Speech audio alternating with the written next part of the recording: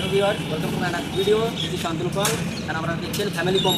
আমি ভালো আছি, আমার বিশ্বাস আপনারাও ভালো আছেন। তো আজকে কলকাতা থেকে একটা আমার সাবস্ক্রাইবার ভাই আমাকে মেসেজ করেছিল যে ঝাড়গ্রামের ভালো বিরিয়ানি পাওয়া যায়, ঠিক আছে। তো আজকের এই ভিডিওটা বিরিয়ানি রিলেটেডই হবে, তো দেখুন আশা করছি ভালো হবে। তো এখন আমরা বর্তমানে রয়েছি শাটারনার মোড়। এদিকে বাঁ দিকে গেলে হচ্ছে কেকা স্কুল, আর এই ডান দিকে গেলে হচ্ছে প্রথম ঝাড়গ্রাম পড়বে। তার মাঝে যে কলেজ মোড় আছে, কলেজ মোড়ের কাছে দাঁড়িয়েছি। আর এখন আমরা বর্তমানে আছি কলকাতা আশীর্বাদ বিরিয়ানি।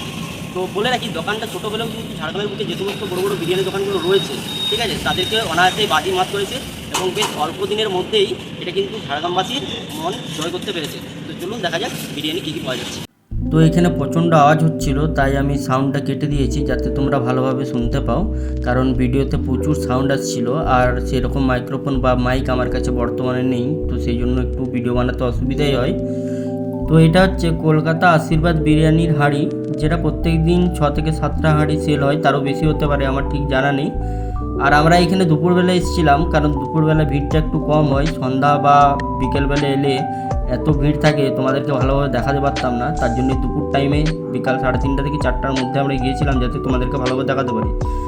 আর এটা হচ্ছে কলকাতা আশীর্বাদ বিরিয়ানির রেড চার্ট, যেটা তোমরা একটু পজ করে দেখে নিতে পারো কী কী বিরিয়ানি পাওয়া যায় বা কত কি দাম রয়েছে, সেগুলো সব এখানে লেখা রয়েছে। এটা হচ্ছে চিকেন চাপ। চিকেন চাপের গ্রেভিটা কিন্তু অনেক ঠিক এখানে। আর এখানে আমরা যখন গিয়েছিলাম তখন একটা দাদা পার্সেল করাচ্ছিলেন। দেখুন কতটা পরিমাণে বা কতটা কোয়ান্টিটি এখানে বিরিয়ানি দেওয়া হয়। মানে একটা প্যাকেট যদি একজন খেতে পারে, তাকে আর অন্য কিছু খাওয়ার দরকার হবে না, আমার মনে হয় এটা। এবং কেউ বেশিও খেতে পারে, কেউ কমও খেতে পারে। সবার খাওয়া দাওয়ার পরিমাণ বিভিন্ন রকম হয়ে থাকে, কেউ বেশি খায় কেউ কম খায়, তো সেটা এখানে কথা নয়। তো এবারে দেখুন কোয়ান্টিটি কিন্তু প্রচুর পরিমাণে দেওয়া হচ্ছে। আর এখন আমরা একটা চিকেন বিরিয়ানির অর্ডার দিয়ে দিছি। তো দাদা আমাদের অর্ডার দেওয়া চিকেন বিরিয়ানিটা রেডি করছিলেন। আর এখানে বলে রাখি যে এই বিরিয়ানি দোকান কিন্তু সকাল 11টা থেকে রাত 11:30 পর্যন্ত খোলা, অর্থাৎ সকাল 11টা থেকে 11:30টার মধ্যে আপনি যে কোনো টাইমে এলেই এই বিরিয়ানি পেয়ে যাবেন। আর এটা হচ্ছে চিকেন চাপ। এর গ্রেভিটা কিন্তু আমার অত্যন্ত ভালো লেগেছে। আর এদিকে আমাদের বিরিয়ানি চলে এসছে। যে স্প্রাইট বোতলটা দেখা যাচ্ছে সেটা কিন্তু এখানে নয়, এখানে আমরা আগের দিকে একটা দোকান ছিল সেখান থেকে কিনেছি। আর এদিকে আমি বিরিয়ানি নিয়ে বসে পড়েছি, চলুন শুরু করা যাক। আর চালটা এখানে প্রচুর ঝুরঝুরে ছিল, অর্থাৎ চালটা যে ল্যাটলেটে সেটা কিন্তু একেবারেই নয়, প্রচুর ঝুরঝুরি চাল ছিল।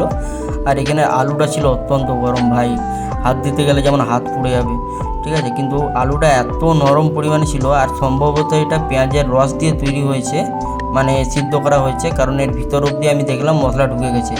আর এখানে যে চিকেনটা ছিল এতটা সফট, অর্থাৎ হাত দিতে গেলেই খুলে আসছে, মানে এতটা নরম ছিল। আর চিকেনটা ছিল অত্যন্ত ফ্রেশ। আর আমাদের এখানে বিরিয়ানিতে ডিম দেয়, তোমাদের ওখানে অনেক জায়গায় দেখেছি ডিম দেয় না। আর এখানে বিরিয়ানিটা মুখে দিতেই মুখে যেমন বিরিয়ানিটা লিটারেলি বাস্ট করলো, মানে দারুণ খেতে লাগলো আমার। আর এটা আমি বলে রাখি, আমি এই বিরিয়ানিটা আগেও খেয়েছি, আমার বাবা যতবারই বিরিয়ানি নিয়ে যায় এখান থেকে নিয়ে যায়। তো যেহেতু আমার টেস্টটা জানা, তাই আমার আর নতুন কিছু করে বলার নেই। আমার এটা সত্যি কথা বলতে ঝাড়গ্রামের মধ্যে সবথেকে ভালো বিরিয়ানি লাগে। তোমরা একবার এলে অবশ্যই ট্রাই করবে, যারা ঝাড়গ্রামের বাইরে থাকো আর যারা ঝাড়গ্রামের ভিতরে থাকো, যারা এখনও পর্যন্ত ট্রাই করোনি, আমার এটা হাইলি রেকমেন্ড থাকলো, এটা কিন্তু তোমরা টেস্ট করবে। আর এটা হচ্ছে চিকেন চাপ। তো চিকেন চাপটা তোমাদেরকে দেখাই কেমন।